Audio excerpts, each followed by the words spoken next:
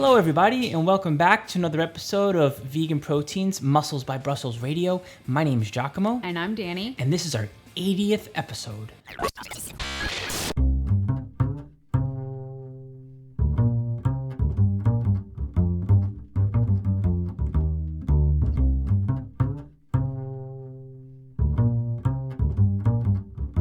Welcome back, everybody. Thanks so much for tuning in. It's been a pleasure making these episodes. I'm pretty excited. This is number 80, getting closer and closer to episode 100. I'm sure we'll do a real celebration when that happens. Might take another year or so, but whatever. Anyways, we've been keeping busy over here. The world is opening up soon, and Massachusetts is not the exception. This is like the calm before the storm. I feel like I'm waiting to think about what I have wanted to do, and I'm more excited about that than actually what I'm going to be able to do differently in the next couple of weeks. What? Like, I don't know, going out to eat without worrying about stuff, just like being out of the house more often, etc., etc. Don't get it twisted. We've been keeping real busy over here. I mean, aside from a big move, we've been moving our body differently. We started a skate gang, for example. Don't call it a skate gang. I called it a skate gang as a joke, the middle-aged skate gang, because I think the youngest person that's come out to do this is like 33 or 34. Giacomo being the oldest, gotta say it. But yeah, we've been going out and skating a few nights a week. Giacomo on his rollerblades and me on the roller skates that I got for Christmas that I hadn't really been able to use. And it is humbling to be a beginner at something. I haven't been a beginner at something like physical in a long time, partially because like I'm somebody who gets really frustrated when I can't master something right away. I'll try something for a little bit and I'll be like, I didn't want to do it anyway. Like that's kind of my attitude towards it. Roller skating looks like so much fun and I really do want to be able to do it. It is not an easy thing to learn. There's like a steep learning curve in the beginning and I have taken quite a few spills. Protective gear is your friend. But last night I was out skating by myself. I almost fell and I kind of caught myself and somehow I like threw my neck out, not falling. Maybe 35 is not the time to be learning how to roller skate, but I'm going to anyway. Age is just a number. Honestly, I get so frustrated personally with those kinds of experiences when I'm learning something new or using old skills that I need to brush up on. Like I've rollerbladed before, but it's been a long time. Usually what happens to me, kind of similar to you, Danny, like I'm hesitant and I'm careful, but I want to go for something new. And I wind up being overly careful and tensing myself up, almost self-sabotaging before I learn something. But what's the alternative? To just, I don't know, go for a jump and fall, for example. So it's like that in-between phase where you're learning and you're not sure what you're doing. And as a result, you wind up hurting yourself before you even try. Other stuff, we got to get you a tennis racket. Get me a tennis racket. I want to play tennis with you. I'll try. I've never done it before. We hit that one time, you don't remember? I mean, that wasn't playing tennis though. Right? Well, same thing. Okay. We got in a court. It was fun. Anyways, yeah, looking forward to relocating only, a couple blocks down the road? Yeah, we're not moving far. We're moving, I don't know, it's a 10-minute walk from here, but it's a big move. It's a lot of stuff to move. We have, obviously, our own house stuff. We have the whole gym. And when we moved into this house, we had Vegan Proteins was still a store. So we moved the whole store here. Now we have all the vegan strong stuff here. Oh man, packing is something, huh? But everything looks like it's going well for this house buying situation. Knock on wood. I don't want to give us bad luck, but so far so good. So we'll see what happens. Hopefully in the next month we will be in there. Anyway, moving on to what we're talking about today, macros, but specifically when tracking becomes something that disrupts your quality of life. At what point do you draw the line and say, okay, well, I need to track right now, but maybe I'm tracking a little bit too much? For example, it's something we've been thinking about for a while.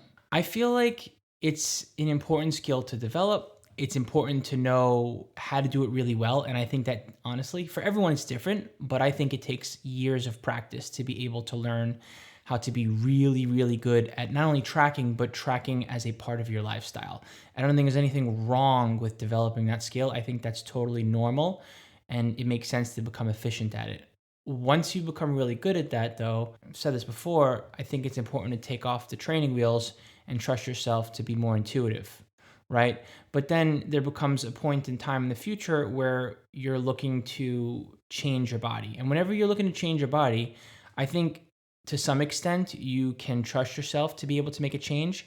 And then eventually your instincts kick in. And at some point, you need to throw tracking into the mix to be able to keep on moving toward a goal, whether it's mass gain, whether it's body fat loss, whether it's something in the middle where your body recomping. Yeah, I mean, the goal, you always have to think about what is the goal. The goal is not to track macros.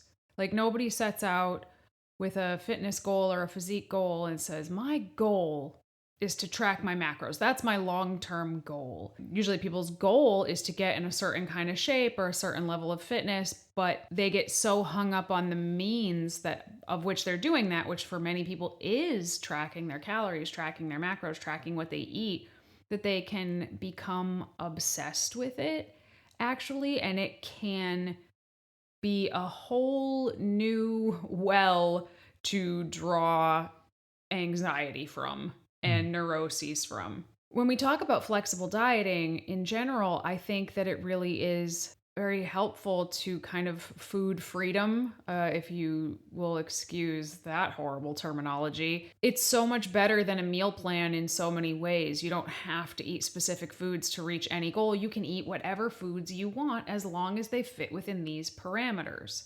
And I do believe that. I think that there's so much value in testing it out and trying it for long enough to realize that it's not BS. You really can incorporate all kinds of foods, like no good or bad foods, to reach your goal. So I understand why people get so into it. And especially if you're doing some kind of shredding goal or competition prep, like tracking your food is not negotiable. You have to do it. And you have to do it really well and not half-ass it. Mm-hmm. You really do have to do it well, but it's a means to an end. It isn't the be-all, end-all. But the problem is a lot of people feel like they are slaves to tracking their macros, like they literally can't stop even though they want to. It can really be a huge disruptor to people's lives. In what ways can it disrupt people's lives, Giacomo? When you don't realize how much of your headspace tracking is taking up, when you're thinking about what you need to track before you track it, when you're looking at your phone constantly, thinking about how you can change the kinds of foods up so that you're hitting your goals to the gram, when you're starting to track things that you don't necessarily need to track. Put it this way. There are things that I think about because everything has calories in it, even, I don't know, spices, for example, or coffee, for another example. But I've gotten stage lean so many times over and have never tracked these things, never tracked them. And I think at some point, you kind of have to think about, well, how much of these details when it comes to food choices and how you're flavoring your food up do you really need to worry about? I remember, for example, a tip here, a solution that Danny threw out there years ago when we were prepping. We did a prep together, and I remember you saying something like, well, just keep your condiments the same, right? Because if you're going to wind up heavily dousing your food with spices, not necessarily because you want more flavor, but because you're really hunting for calories and you're on an extreme diet for a prep, this is an extreme example, then just have the same amount of season your food the same way every day, as opposed to actually trying to quantify it in terms of, I'm having 5 calories worth of spices today. I'm having 1 sprinkle of onion powder. Is that a unit on MyFitnessPal? 1 sprinkle of onion powder? Really? But, people do, as they go through a really serious cut or prep, they do start to load on things like spices or diet ketchup or eat a whole pack of sugar-free gum in a day, Giacomo. Does that ring a bell? Yeah, it was like a 1 pack a day limit. Holy gastric distress, let me tell you. So I understand why people track these things when they have a very specific, very extreme goal. If you don't have a very specific or very extreme goal that you're close to, by the way, you can't, your goal is to get so lean that you can see lines in your glutes.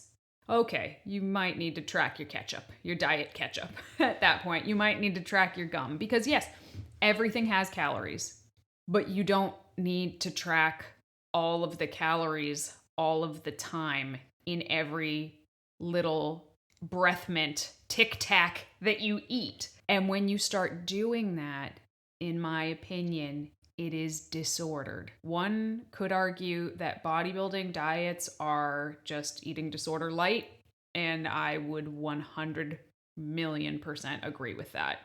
So it's like kind of a chicken and egg syndrome. What got you into bodybuilding is did it create the disorder, or did it feed the disorder that was already inside you to have the kind of neuroses to... Oh, I have wondered that for years and years and years. Is it bodybuilding that breeds eating disorders, or is it people prone to eating disorders who are pulled towards bodybuilding? I don't know. I think it's probably both, honestly. The difference between a bodybuilding prep and an eating disorder, or I should say one of the differences, right, is that in the bodybuilding prep, you are choosing to do these things. You have made a conscious, thoughtful decision. I am going to do this until I reach this goal, and then I'm going to back off, right? You have the power to keep doing it or to stop. Disordered eating, or, an eating disorder, a lot of times people do want to stop and they can't stop. That's why I think it's so important that you keep these things in mind while you are dieting, that you're going to back off. You're going to back off. You have to back off the tracking eventually. Mm-hmm. I can't tell you how many people I've spoken to who are not even dieting. They're not even trying to diet, but they won't go out to dinner with their husband because they don't know how accurately they can possibly track the thing that they order off the menu. That is a disruption to your life. That is a huge disruption to your life, especially if you're not actively pursuing a really serious endeavor. There is no reason to not go out to dinner with your husband. And if tracking is part of your goal at the moment, estimate. Be honest with yourself and estimate how many calories and macros are in what you had. You might be wrong. You'll probably be off, but it's okay, because even nutrition labels are off all the time. Nutrition labels are off all the time. So this control that you think you have by tracking everything meticulously to the gram, you're kidding yourself. You're doing the best job that you possibly can, but it's not 100% accurate. So you need to let that idea that it's going to be 100% accurate go, because it's never going to be 100% accurate. I feel like it's important to exert some control so you can have the variables be relatively consistent. At some point, though, I think it's important to let it go and trust that as long as you're eating in a similar way most of the time, and that you have a pretty firm grasp on how much you're getting in, as long as your goal isn't super duper extreme, like getting to an unsustainable place, right? Like getting stage lean, for example. Short of that, I don't think that it's helpful to be that meticulous with your tracking all the time. Well, the thing is, it's not just that it's not helpful to be that meticulous all the time. After a certain point, it can actively become harmful. Mm-hmm. And I think that's the part that people don't talk about enough. You can get so obsessed with tracking your food that it actively harms your mental health. Mm-hmm. You can actively harm your physical self, especially if your macros that you're so hell-bent on tracking are wrong. If they're not enough for you and you're obsessed with hitting them, yeah, you can do some real physical damage there as well. So this beckons the question, where's the happy place when you're trying to make a change, Danny? We have tracking to the umpteenth degree, and we have being completely intuitive, right? And there's got to be a middle ground where you're still able to get pretty much any result that you want to get that is attainable. Well, I think that's going to be different for everybody. Somebody who has already, tracked their food on or off for years is going to be able to be more intuitive, because once you've tracked your food for a certain amount of time, you know what 20 grams of protein looks like on a plate. You just know. You have a rough idea how many calories are in your baked potato. You just know because you've tracked it for so long. So, is it really intuitive, or is it actually your knowledge coming into play? It's both. I like to call it informed intuitive eating rather than just intuitive eating. But the longer you have tracked, the more intuitive you're going to be able to be, because you're just going to know more. When you're newer to this, I think tracking can be a game changer. And I don't want to make it sound like I think tracking is a bad idea. I think tracking your food is something that everybody should do at some point or another in their life to get an idea of where they're at, because most people just don't know. They have no idea how much they're eating. They have no idea how much of anything they're getting. Carbs, protein, fat. They have no idea. They've never taken an inventory of how much fruits and vegetable do I get in a day. They have no idea. They don't know what correct portion sizes look like for them, and they won't until they start tracking their food.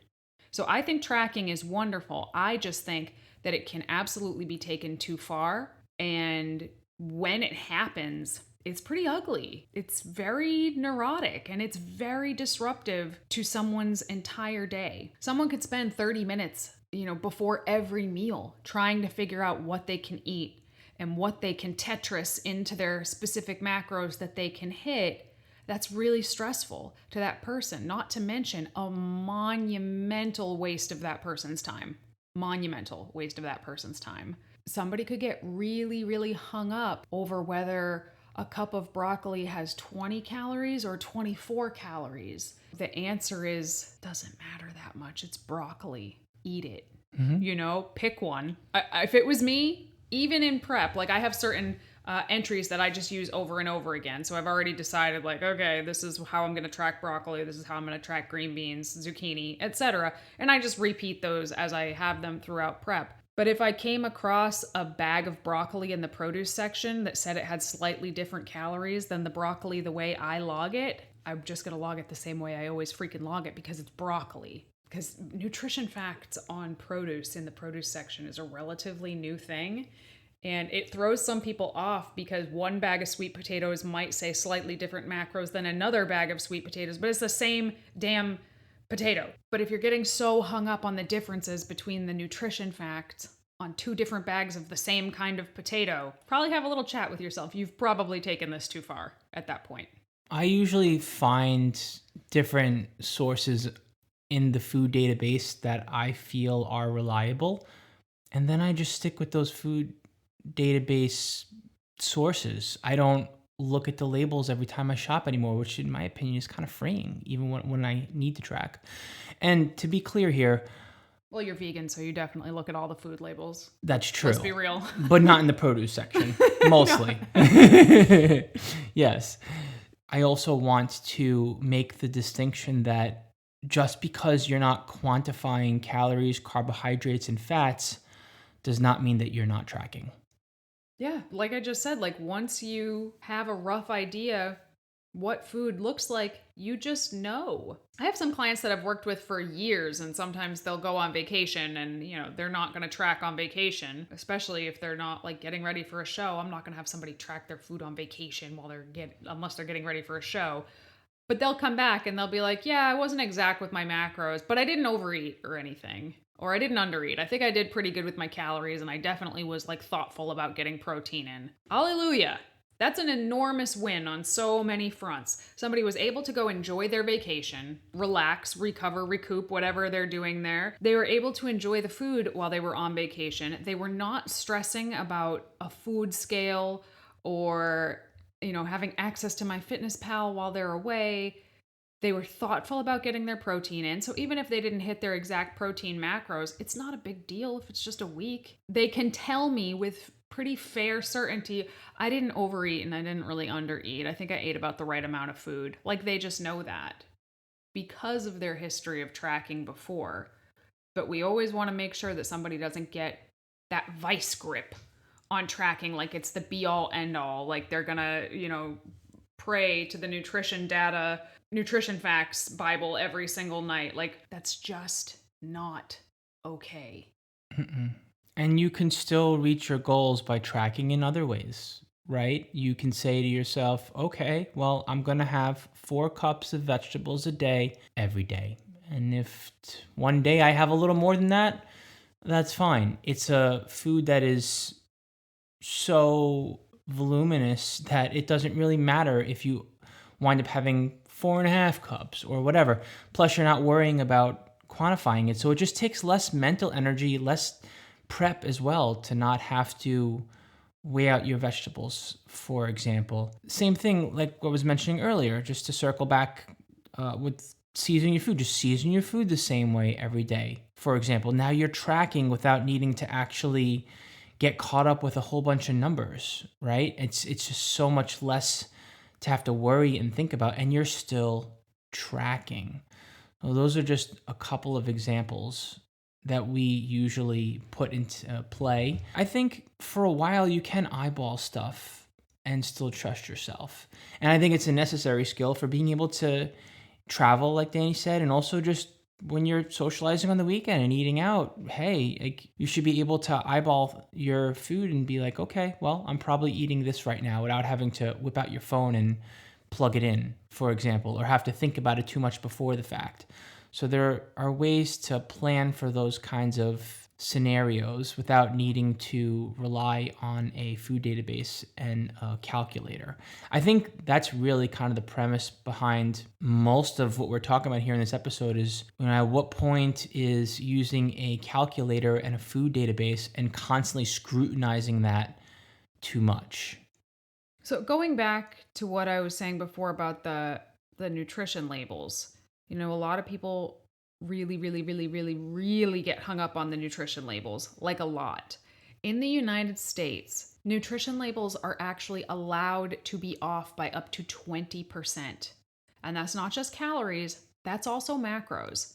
That's a huge variance. That's a huge variance, especially if it's something that you eat all the time. Let's say something says that it has 200 calories. Well, it could have 160 or it could have 240. Something that says that it has 20 grams of protein could have 16 or it could have 24. And all of them would be well within their rights to do that on a nutrition label. Again, this is not to say don't track, because I think it's the best way to measure that we have, right? Like it's the best way to measure what we have, and what you don't measure, you can't manage. So I definitely think tracking your food per the nutrition labels is a very smart thing to do. But also still get real with yourself that the numbers that you hit at the end of the day, they are, even if you think you nailed it to the gram, I promise you, you didn't.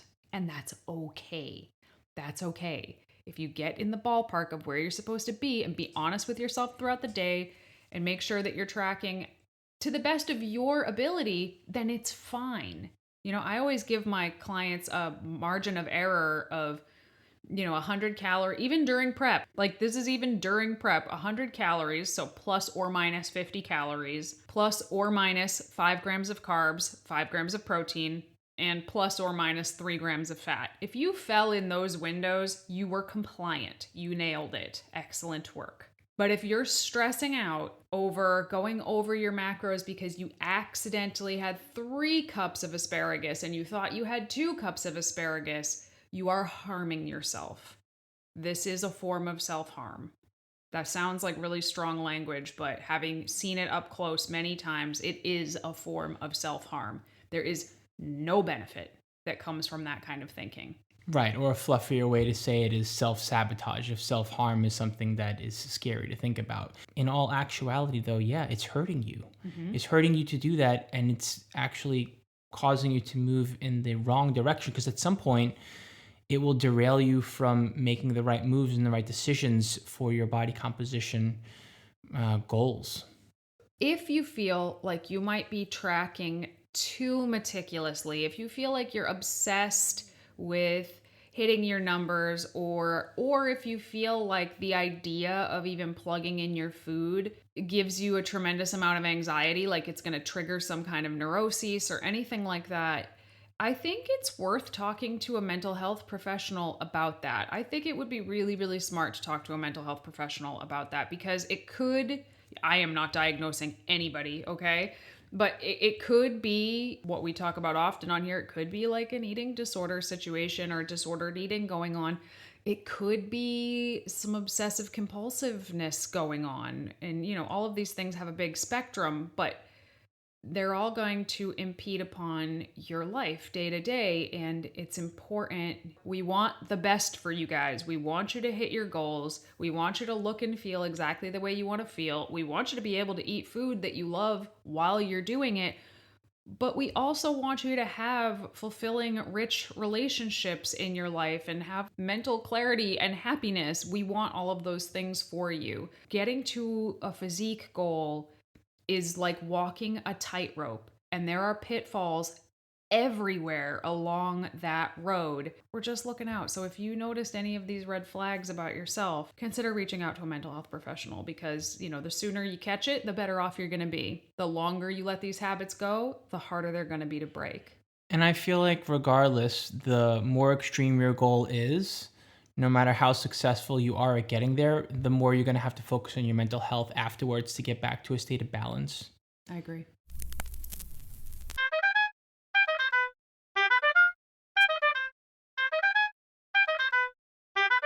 This question is from a gentleman. This year, I have gone from 32% to 19% body fat, and now I feel stuck. My body fat reduction has slowed to a crawl, and I'm not sure why. I'm eating really well, lifting 4 times a week, and running 2 times a week. Eating really well, lifting 4 times a week, running 2 times a week. And you reduced your body fat from 32% to 19% in a year? That's amazing. Does he say this year or in a year? This year. No, this year I have gone from 32% to 19%. That is a massive change in 5 months. So first of all, congratulations. That's amazing that you were able to do that. Every single diet is going to start faster than it ends. It's like the opposite of a snowball effect. Snowballs pick up speed as they're going downhill. Okay, well, diets do the opposite thing. They slow down as you keep going, and that's normal. You are a smaller person, therefore you are burning fewer calories. Just bigger bodies burn more calories. So if you're still eating about the same amount that you were eating at the start of the diet, you might just need to tick that down a little bit, because eating really well is awesome. I take that to mean I'm eating a lot of very health promoting foods. But it doesn't tell me anything about the amount of those things. And you can absolutely eat in a surplus, eating really, really healthy foods. Or you could be eating at maintenance with really, really healthy foods. The only way to continue to reduce body fat or drop weight is to go into a caloric deficit, which means, inventory yourself, see how much you're eating, and then maybe shave a little bit off of that. The biggest thing is be nice to yourself, because that's a huge, huge change in a really short period of time. The changes from here on out, they're going to happen slower. Also, 19% is not a terrible number, just so you know. A couple years ago, Giacomo got his body fat tested on a DEXA scan, and it was 16%. Right? Mm-hmm. And Giacomo looked pretty dang good, I think. 19, it might be a little bit higher than you want it to be, but a lot of people have really unrealistic expectations of what they can get their body fat to. We did a whole podcast about body fat percentage and what's realistic and does it matter. But you can keep going. It's going to slow down. That's normal. Probably decrease your intake just a little bit. Keep doing what you're doing, because it's obviously working. Okay, this question is for Giacomo. How do you stay motivated enough to work out every day? I have to lose at least 50 pounds by the end of the year, and it's tough to work out every day. It is tough to work out every day. It's tough to work out every day for anyone. It's an unrealistic expectation to think that you'll be able to, or even should, train every day. Let's start with that. The truth is that when we're ready to make a change, especially when it's a goal, we're looking at the finish line and we're excited about starting, when that's the thought process, we tend to say, okay, how much can we possibly do right now? But the reality of it is that's just not sustainable, and it's not even realistic. I always recommend starting off with fewer days worth of exercise, lighter goals, and then you work your way up to be able to do more. And even professional athletes don't train every day. Professional athletes who their only job is for them to train themselves. They have to do nothing else, but they need to train themselves and they need to recover themselves. Nothing more. They don't train every day. So yeah, I feel like a realistic goal is to think about how many days you think you can train and then shave off 1 or 2. So for most people, when they approach us, they're like, yeah, I could train 6 days a week or 5 days a week. I'm like, great. Let's start with 3 days a week or 4 days a week. And the other days, hey, if you're jonesing for it and you are able and interested in moving your body, then you can focus on active recovery, or you can move in a way that isn't fatiguing. Now you'll be focusing on recovering from your workouts, and you'll be able to continue to encourage your body to move by creating the option to say, go on a 20-minute walk or go on an hour walk. You can get 10,000 steps on an hour and 15-minute walk. No, you can't. Yeah. No, you can't. How long does it take you to get 10,000 steps in? About 100 minutes. I get about 1,000 steps every 10 minutes. Google, you lied to me. Okay, well... Talk to somebody who actually tracks their steps. I will tell you exactly how long. I mean, if you really, really hoof it, maybe you can get 1,009 minutes, but... Okay, so 45-minute walk, you can get 5,000 steps in. Yeah. It's possible. Mm-hmm. Possible. You go on a 45-minute walk, you're not going to fatigue yourself. You are going to burn calories. You're going to increase that non-exercise burn. And you're going to get to move your body, like maybe get the creative juices flowing. I have my best conversations with myself and with other people when I go on walks. And if there's one thing that your body is meant to do for the entirety of its life, it's walk. Yeah, and if your goal is to lose 50 pounds, you don't have to do that just by exercise. It's only done by creating a caloric deficit, which can be done by exercise and controlling the amount of calories that you intake. If you don't want to just like exercise around the clock, I would absolutely recommend that you pair exercise with the diet. You're going to get much better results and you're going to feel less fatigued as well. Yes. So as overwhelming as it can be to say, hey, I need to lose 50 pounds by the end of the year, break it down into smaller goals. Break it down into, say, 2 to 4 goals over the course of a year. And don't even make those be like, hey, I need to lose 10 pounds in 3 months. Be like, I'd like to lose up to 10 pounds in 3 months, and I'm going to check in with myself in 3 months. Now it's a smaller micro goal that is more attainable, and you can keep moving toward that 50-pound goal. And like Danny said, focus on nutrition and leave the option to move your body every day without thinking that you have to beat your body up every day with training. All right, everybody, thank you so much for tuning in to another episode. Please come over and join our Facebook group, Muscles by Brussels Radio. We would love to have you. You can find us on Facebook, YouTube, Instagram, and you can email us at veganproteins@gmail.com. If you have any questions, we would love to have them featured on the podcast. Thanks again so much for tuning in. My name is Danny. And I'm Giacomo. And we'll talk to you soon.